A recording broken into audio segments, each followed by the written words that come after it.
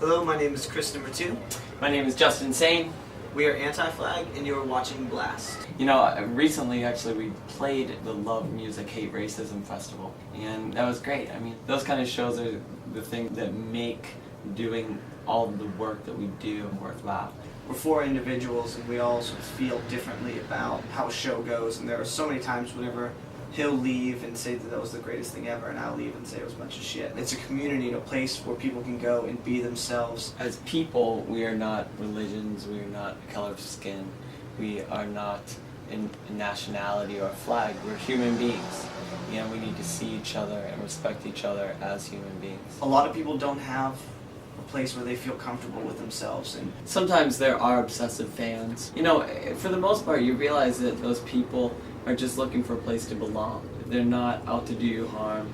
They're often lonely people. And sometimes, though, they do invade your private space to the point that it can become a little unnerving. But for the most part, most people kick ass. so after the show, we just try to interact with the folks that came there and learning about their scene and where they're from and their upbringing. And we found that people around this world, if they found their way to the punk scene or the venues or the dirty clubs that we're playing, they've generally gone through a lot of the same experiences. Yeah, it's really people of similar interests fighting for interests that are not theirs. We are not flags, we're not nations, we're human beings. For a kid such as myself to pick up a gun and point that gun at a kid who's just like me in Iraq, that is a complete tragedy. In the end, us killing each other is not making our lives any better, but we are probably enriching the pockets of a multinational corporation such as Halliburton or BP or Carlyle Group, etc., etc., etc.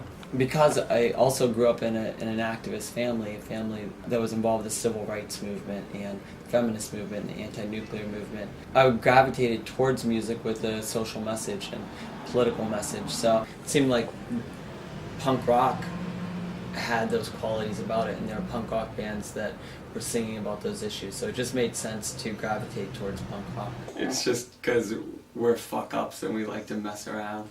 We don't drink, we don't smoke, we don't really party. It's kind of mundane. Yeah. Yeah, we've been 19 for a few years. Yes. And 19's a great age. Yeah. I suggest staying 19 for as I actually long as turned possible. 19 again tomorrow. It's because you're really all 35. Yeah. Try 36.